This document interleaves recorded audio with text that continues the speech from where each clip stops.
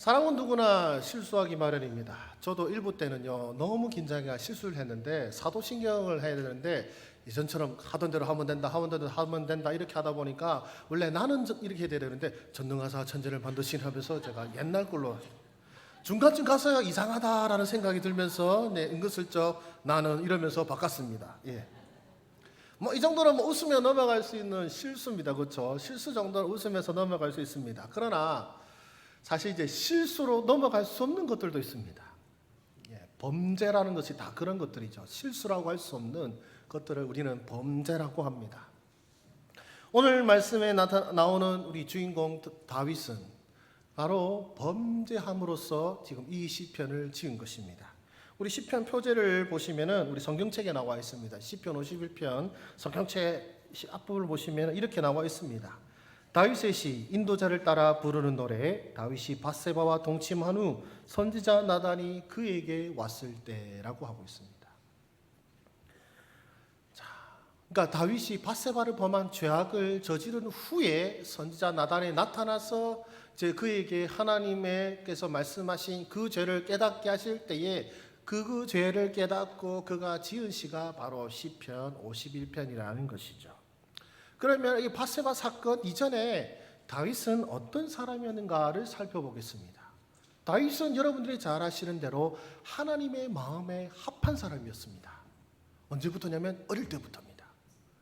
사무엘이 사울을 대신할 왕을 세우기 위하여 왔을 때에 하나님께서 다윗을 이끌어 하시는 말씀이 내 마음에 합한 사람이다 라고 하셨습니다. 아주 꼬맹일 때였습니다. 어릴 때부터 이미 그 믿음의 싹을 보여왔던 사람이 다윗이었습니다.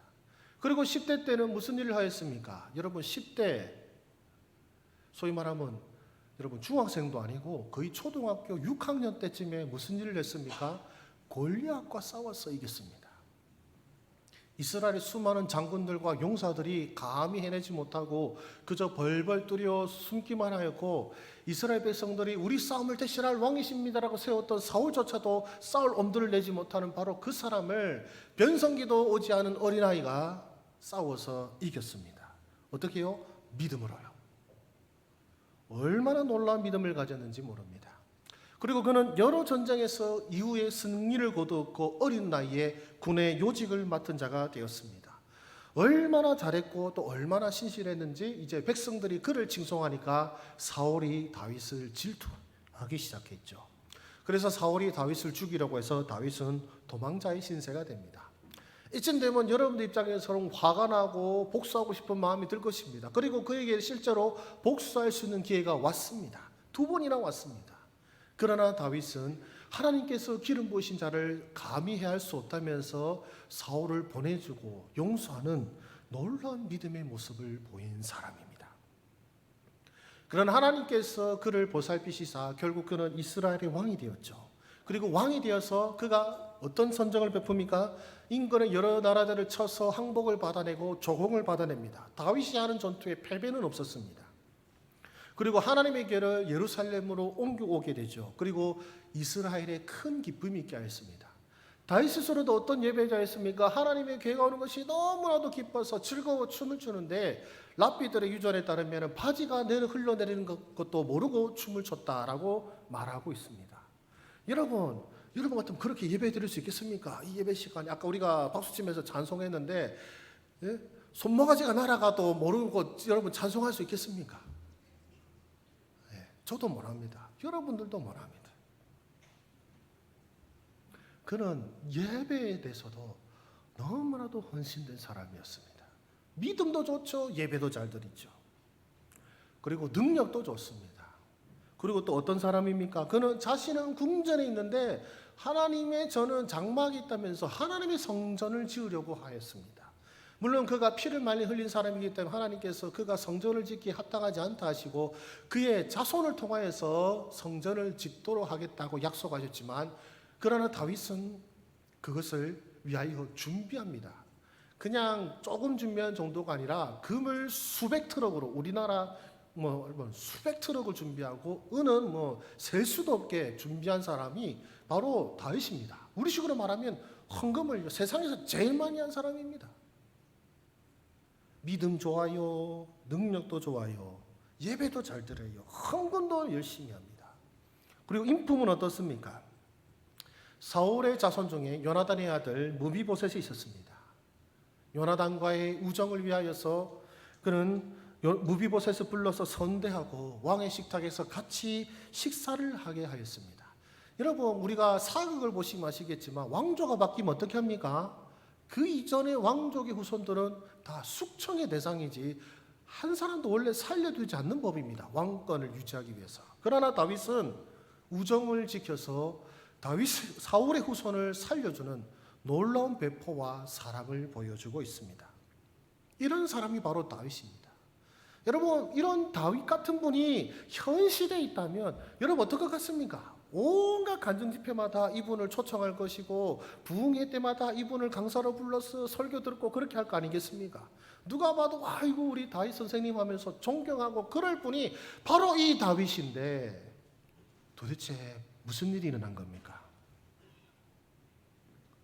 그가 어느 날 항상 전쟁에 나가던 그가 전쟁에 나가지 않고 왕궁에 머물러 있었습니다. 밤에 도시를 내려보다가 한 여인이 목욕하는 것을 보았고 그 여인을 왕궁으로 오게 하였습니다. 그리고 그 여인과 함께 동침을 하였죠. 그 여인은 우리아의 아내 바세바였습니다. 그리고 한 번의 동침으로 그 여인은 임신을 하게 되었습니다.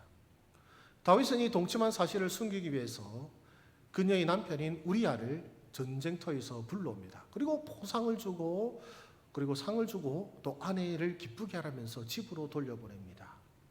그러나 이 충성스러운 우리아는 아내와 함께 거하지 않고 자신의 동료들과 자신들의 그 전우들이 다 전쟁터에서 고생하고 있는데 나만 아내와 함께 집에 머물 수 없다면서 왕궁문에서 병사들과 함께 노숙을 하는 그런 충성스러운 사람이었습니다. 이쯤 되면은 우리 같으면은 좀 양심에 찔리고 내가 잘못했구나 이런 생각 들 법도 하지 않습니까? 다윗은 또 다시 시도를 합니다. 어떻게 하냐면 술을 잔뜩 먹입니다. 술을 잔뜩 먹이고 집에까지 바래다 줍니다.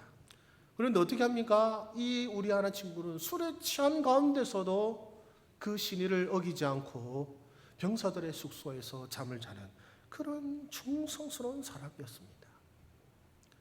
다윗은 어떻게 하였습니까? 우리아를 다시 전쟁터에 보내면서 군대 장관 요압에게 편지를 보냅니다. 어떤 편지냐면 우리아를 선봉에 서게 하고 전쟁터에서 죽게 하라였습니다. 그리고 우리아는 전쟁터에서 죽게 되었고 다윗은 과부가 된 바세바를 아내로 맞이합니다. 여러분, 이게 세상 사람들의 입장에서도 너무나도 악하지 않습니까? 하나님 보시기에도 악하죠. 그래서 사무엘하 11장 27절에 하나님께서는 다윗의 이 모든 행위를 향하여 이렇게 말씀하십니다. 그 장례를 마침에 다윗이 사람을 보내 그를 왕궁에 데려오니 그가 그의 아내가 되어 그에게 아들 낳으니라. 다윗이 행한 그 일이 여호와 보시기에 악하였더라. 아멘. 이 죄악으로 말미암아 여러분 하나님께서는 선지자 나단을 그에게 보내시고 그가 무슨 죄악을 저질렀는지 깨닫게 하십니다. 사실 다윗은 이 죄악으로 말미암아 그의 모든 업적이 무너지게 된 것이죠. 여러분, 제 아무리 신앙인이랄지라도 여러분 이런 사람이라면 여러분들이 좋아하겠습니까? 여러분들이 이 사람을 칭찬하겠습니까?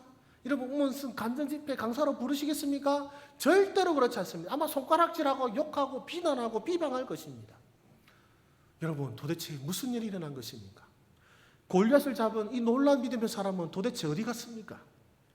원수인 사울도 죽이지 않던 그 사람은 도대체 어디 갔습니까? 원수도 죽이지 않던 자가 충성스러운 신앙을 죽이다니요. 성전을 짓기 위해 누구보다도 많은 보물과 자재를 준비한 이 헌신의 사람은 어디 갔습니까? 도대체 우리가 알던 다윗이 맞는 것인가? 이름만 같은 다른 사람이 아닌가라는 생각이 들 수도 있습니다. 여러분, 바로 오늘 바로 이 다윗을 통하여 하나님께서 우리에게 주시는 말씀이 있는 것입니다. 이 사건을 통해서 바로 다윗을 통해서 하나님은 우리에게 무엇을 알려주기를 원하시냐면 사람이 어떤 존재인가라는 것입니다. 사람이 어떤 존재인가. 오늘 이 말씀을 통해서 사람이 어떤 존재인가를 깨달아 저와 여러분들의 믿음의 큰 유익이 있기를 주의 이름으로 축복합니다. 그래서 오늘 시는 다윗이 그 자신의 죄악을 깨닫고 지은 시라고 말씀을 드렸습니다. 그런데 그 시의 내용 중에 아주 의미심장한 내용이 들어있습니다. 우리 시편 51편 16절 말씀 우리 함께 읽겠습니다. 시작. 주께서는 제사를 기뻐하지 아니하시나니 그렇지 아니하면 내가 드렸을 것이라. 주는 번제를 기뻐하지 아니하시나이다. 아멘. 하나님께서 제사를 기뻐하지 않으신다는 말을 다윗이 합니다. 아니 신약에 가서 사도 바울 정도는 돼야 알 법한 이 놀라운 진리를 그가 지금 그 예술로 선포하고 있는 것이죠. 구약의 인물인데요. 예수님이 오시기도 수백 년도 전의 인물이 하나님은 제사를 기뻐하지 않으십니다 라고 고백하고 있는 것입니다. 그것도 그가 믿음이 꽉 차고 신앙이 고양되어서 승승장구하고 누가 봐도 존경스러운 모습일 때 이 고백을 한 것이 아니라 누가 봐도 손가락질 할 만하고 누가 봐도 비방할 만하고 누가 봐도 이 사람 참 못됐다, 이 사람 참 악한 사람이다고 하는 그 스스로도 내가 죄인입니다라고 고백하는 바로 그 순간에 자신의 참모습을 발견하고 깨닫게 된 것이 바로 이 고백인 것입니다.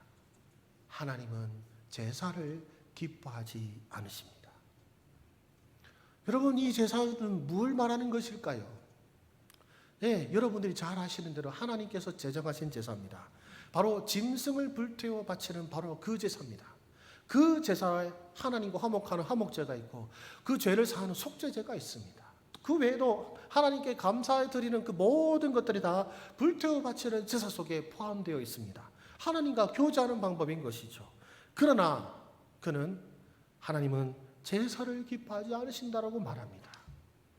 또한 이 제사는 뭘 표현하냐면 하나님을 향하여 드렸던 그의 믿음 그리고 헌신으로 드렸던 그의 삶을 또한 의미합니다. 골리앗을 무쳤던 그의 용기와 믿음, 사울을 죽이지 않았던 관용과 용서, 그 외에 그가 신앙인으로서 하나님이 받으실 만한 수많은 믿음의 행위들, 우리가 보면 대대손손 자랑할 만한 그 업적들, 그리고 하나님께서 기뻐하실 만하다고 생각할 그 모든 믿음의 행위들을 다 싸그리 모아서 그가 하는 말이 하나님은 제사를 기뻐하지 않으십니다.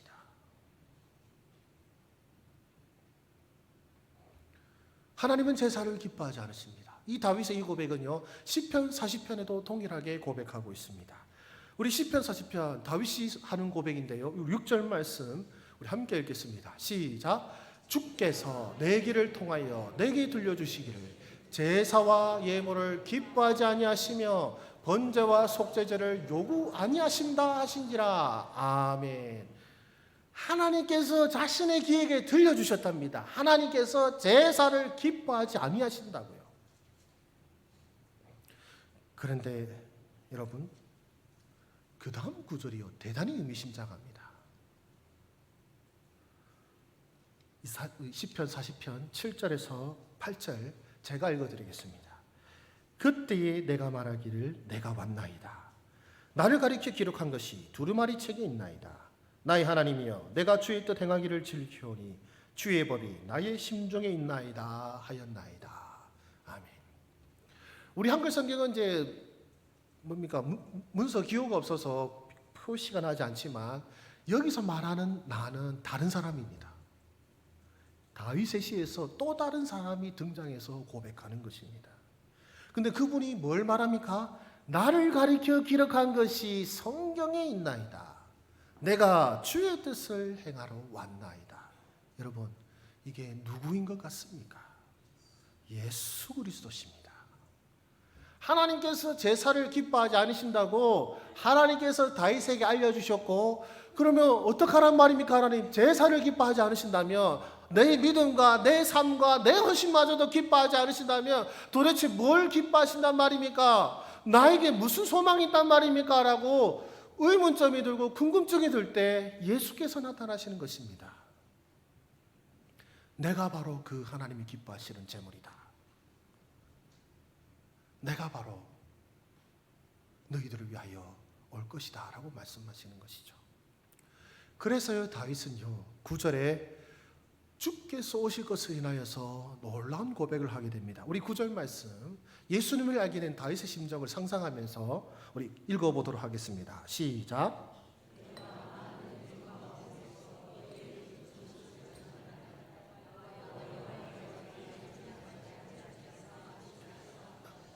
아멘.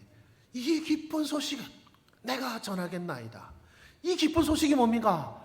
하나님께서 제사를 기뻐하지 아니하시고 우리를 위하여 친히 다른 제물을 준비하셨으니 그분이 바로 예수 그리스도이시다. 그 소식을 전하겠다라고 고백하는 것입니다. 여러분, 이 놀라운 진리를 다윗이 어떻게 알았을까요? 예수님이 오시기도 전인데 하나님의 제사를 기뻐하지 아니하시고 도리어 하나님이 기뻐하시는 또 다른 진정한 제물을 보내시사 우리의 모든 구원을 이루실 것이라 이 놀라운 진리를 그가 언제 어떻게 깨달았을까요? 바로 오늘 이 본문, 그가 밧세바를 범하고 우리약을 죽인 자신의 모습을 발견하게 되면서 하나님께서 그로 하여금 깨닫게 하신 것입니다. 다윗이 알았고 또한 우리가 알아야 할 것, 바로 첫째, 하나님은 제사를 기뻐하지 않으십니다. 우리 같이 한번 읽어볼까요? 시작. 하나님은 제사를 기뻐하지 않으십니다. 아멘.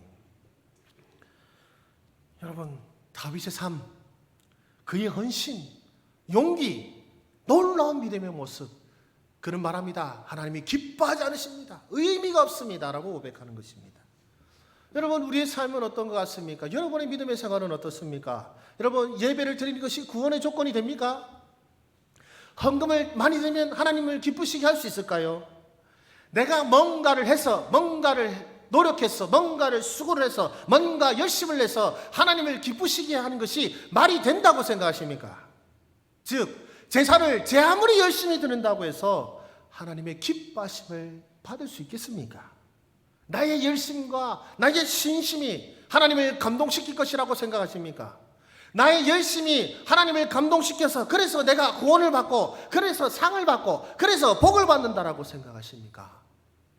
결단코 아닙니다. 다윗은 고백합니다. 하나님은 제사를 기뻐하지 않으십니다.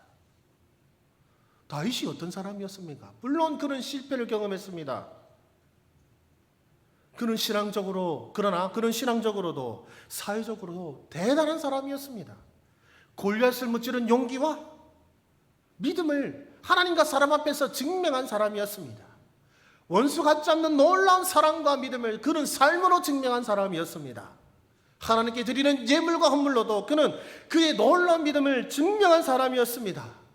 그는 스스로도 하나님을 만족시킬 수 있는 사람이라고 생각할 법한 바로 그런 사람이었습니다.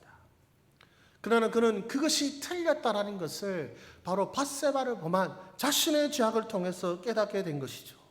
성경은 말합니다. 그가 그 짓을 저질렀을 때에 그가 행한 것이 죄인지도 몰랐다고 합니다. 뭔지도 몰랐다고요? 죄인지도 몰랐대요. 남의 아내를 범하고 부하를 죽이는 그 짓을 벌이면서도 자신이 죄를 범하는 것다고는 상상하지도 못했다라고 성경은 말씀하고 있는 것입니다. 이게 핵심인 겁니다. 이게 사람입니다. 추악한 죄악을 저지르고 있으면서도 스스로 죄인지도 모르는 것이 사람입니다. 다윗은 그걸 발견한 겁니다. 나는 좀 괜찮은 사람인 줄 알았습니다. 자신은 신앙인 줄 알았습니다. 하나님이 기뻐하실 만한 아주 놀라운 일을 행했고 앞으로도 더 놀라운 일을 행할 사람으로 생각했습니다. 그러나 그는 발견한 것입니다. 아, 나는 죄인이구나. 나는 죄인이구나. 내가 행한 거 아무것도 아니구나. 그의 고백이 시편 51편 2절과 5절 말씀, 우리 간절한 마음을 담아 우리 함께 고백하겠습니다. 시작. 나의 죄악을 맑게 씻으시며 나의 죄를 깨끗이 제하소서. 물은 다른데 죄가를 하오니 내 죄가 항상 내 앞에 있나이다. 내가 주께만 범죄하여 주의 목전에 악을 행하여 싸우니 주께서 말씀하실 때에 의로우시다 하고 주께서 심판하실 때에 순전하시다 하리이다. 내가 죄악 중에 졸생하였으며 어머니가 죄중에서 나를 잉태하였나이다. 아멘. 그는 자신의 삶을 태어나서부터 지금까지 그 자신의 삶을 통틀어서 뭐라고 고백합니까? 나는 항상 죄악을 범한 사람입니다. 내 죄가 항상 내 앞에 있나이다. 나는 죄를 지을 수밖에 없는 존재입니다. 여러분에게는 이 좌절이 있습니까? 죄를 지을 수밖에 없는 이 비참하고 좌절할 수밖에 없는 곤고한 삶을 여러분 진실로 깨닫고 계십니까? 여러분 사도 바울 그는 또 어떤 고백을 했을까요? 로마서 7장 24절입니다. 우리 함께 읽겠습니다. 시작. 오라 나는 곤고한 사람이로다. 이 사망의 몸에서 누가 나를 건져내랴. 아멘. 여러분 바울이 어떤 사람입니까? 주님의 복을 위해서 생명을 바친 사람이 아닙니까?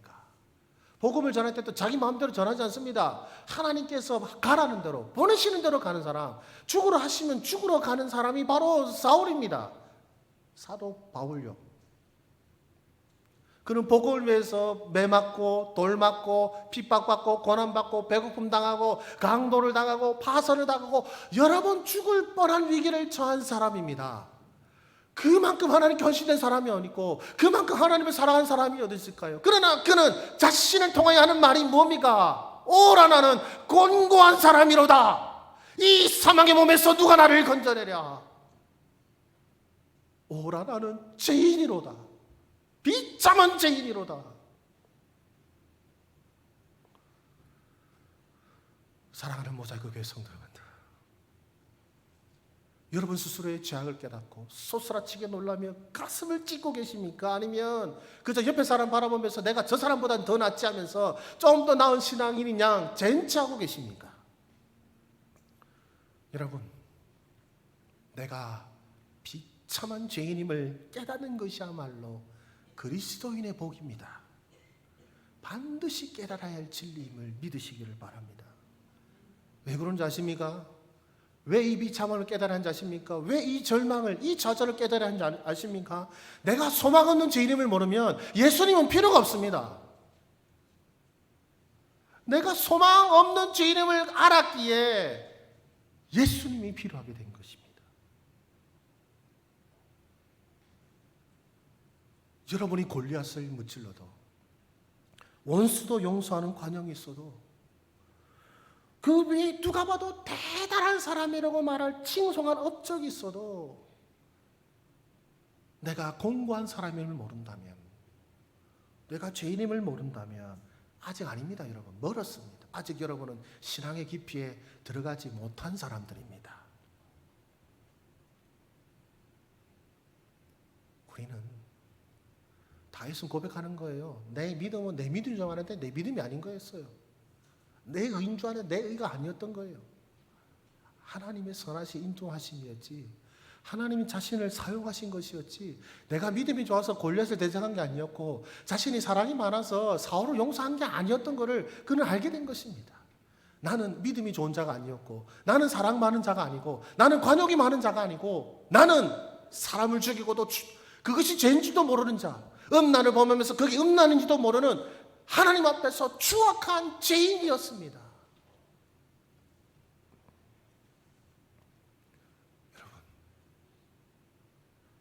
여러분이 죄인임을 깨달으시는 은총이 있기를 주의 이름으로 축복합니다. 왜냐하면 여기에 놀라운 복이 약속되어 있기 때문에 그렇습니다. 그래서 다윗의 고백은 바로 자신이 망할, 죽어마땅할 죄인이라는 것을 고백하는 것을 그치는 것이 아니죠. 바로 우리가 알아야 할 두 번째가 있습니다. 바로 하나님은 상한 심령을 원하신다는 것이죠. 우리 함께 읽겠습니다. 시작. 하나님은 상한 심령을 원하십니다. 아멘. 그래서 다윗은 하나님은 제사를 기뻐하지 않으신다고 말하면서 그 이어서 이렇게 말씀하는 것이죠. 시편 51편 16절과 17절 말씀 우리 읽어보시겠습니다. 시작.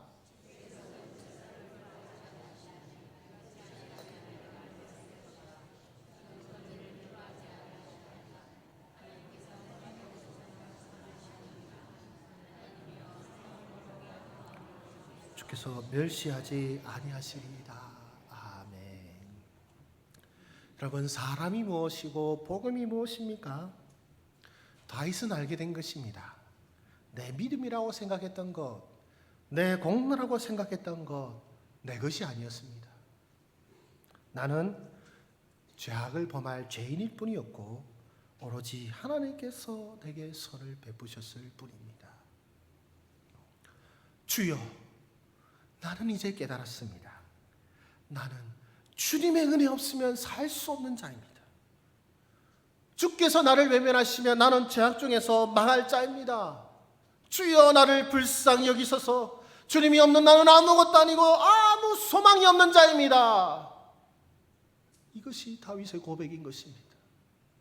그것이 상한 심령입니다. 상한 심령은 내가 죄인임을 깨닫고, 즉 자신이 누군지를 직시한 자입니다. 이전까지는 사람들을 살면서 그냥 나 평범하게 살고 뭐 내가 사람한테 해코지 한 거 없으니까, 내가 남한테 손해 끼친 거 없으니까 이 정도면 잘 살았지 하면서 살았는데 어느 순간 하나님 앞에서 깨닫게 된 것입니다. 나는 정말 죄인이었구나. 나는 정말 추악한 죄인이었구나.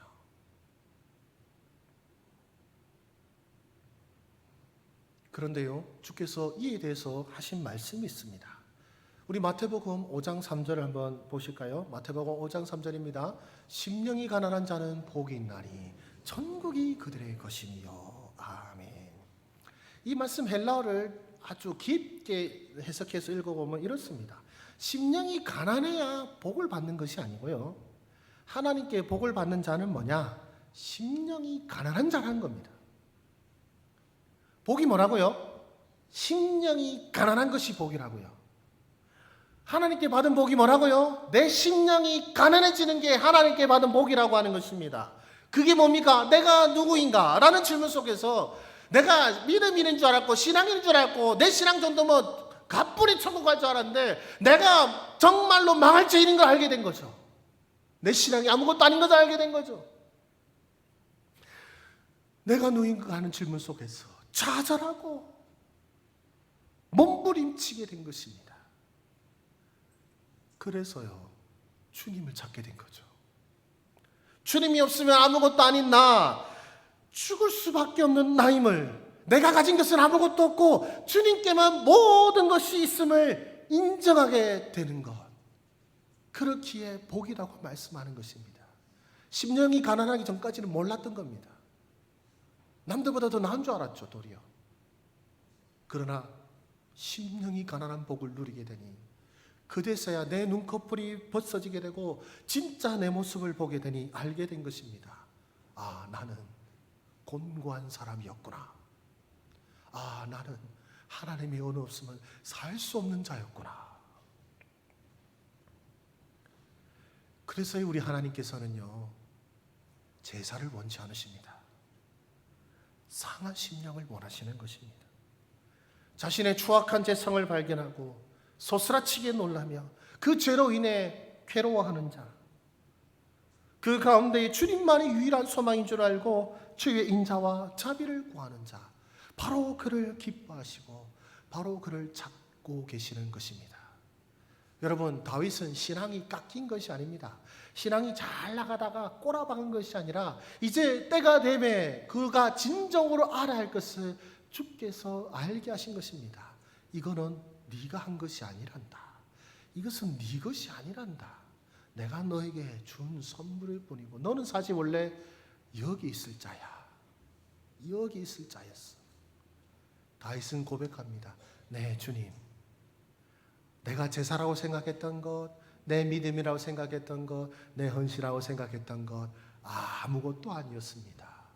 나는 이런 자였고 이런 죄인이고 망할 자였으나 우리 주께서 나를 받으시고 용서하여 주셔서 내가 지금 하나님의 자녀로서 이 자리에 있나이다. 그래서 예수께서 나를 위해 오시나이다. 우리 예수님은 바로 그런 분이신 것입니다. 그저 조금 곤란한 문제가 생겨서 문제 해결을 위해서 찾는 문제 해결사가 아니라 진정한 우리 인생이 직면할 진정한 문제, 내가 바로 죄인이라는 그 문제 속에서 나를 구원하러 오시는 분이 그리고 나를 구원하러 오신 분이 바로 예수 그리스도이신 것입니다. 우리 누가복음 18장 9절에서 14절 말씀을 하나의 예화로 인용하기를 원합니다. 누가복음 18장 9절에서 14절입니다. 또 자기를 의롭다고 믿고 다른 사람을 멸시하는 자들에게 이 비유로 말씀하시되 두 사람이 기도하러 성전에 올라가니 하나는 바리새인이요 하나는 세리라. 바리새인은 서서 따로 기도하여 이르되 하나님이여 나는 다른 사람들 곧 토색, 불의, 간음을 하는 자들과 같지 아니하고 이 세리와도 같지 아니함을 감사하나이다. 나는 일회에 2번씩 금식하고 또 소득의 11조를 드리나이다 하고 세리는 멀리 서서 감히 눈을 들어 하늘을 쳐다보지도 못하고 다만 가슴을 치며 이르되 함께 읽겠습니다. 시작. 하나님이여 불쌍히 여기소서 나는 죄인으로소이다 하였느니라. 내가 너희에게 이르노니 이에 저 바리새인이 아니고 이 사람이 의롭다 하심을 받고 그의 집으로 내려갔느니라. 무릇 자기를 높이는 자는 낮아지고 자기를 낮추는 자는 높아지리라 하시니라. 아멘. 여러분은 지금 어디에 서 있습니까? 바리새인입니까? 세리입니까? 아마 바리새인의 사상 사람들은 칭송할 거예요. 칭찬할 거예요. 세리는 다 욕할 거죠. 다 손가락질 할 겁니다. 그러나 하나님이 찾으시는 자는 자기의 의를 자랑하는 바리새인이 아니라 주여 나를 불쌍히 여기셔서 울부짖는 저 손가락질 맞는 세리임을 기억하십시오. 여러분은 어디에 계십니까? 혹시 주변 사람보다 조금 더 나은 믿음에 사로잡혀서 젠치하고 계신다면 여러분은 아직 멀었습니다. 그러나 스스로에게 실망하고 내가 어찌 과연 하나님 앞에 나아갈 수 있는가라고 생각하면서 스스로의 제약 속에서 낙담하고 자신에 대해서 실망하고 계신 분이 계십니까? 여러분 기뻐하십시오. 다윗을 향한 부르심이 또한 여러분에게 있는 것입니다. 그것을 통해 하나님께서는 여러분이 얼마나 비참한 자이고 얼마나 어리석은 자이며 얼마나 죄가 많은 자임을 알게 하실 것이며 또한 그것을 통하여서 진정 나의 유일한 소망은 내 소망은 오직 예수님밖에 없습니다. 그 고백을 하도록 인도하고 계심을 기억하시기를 주의 이름으로 축복합니다.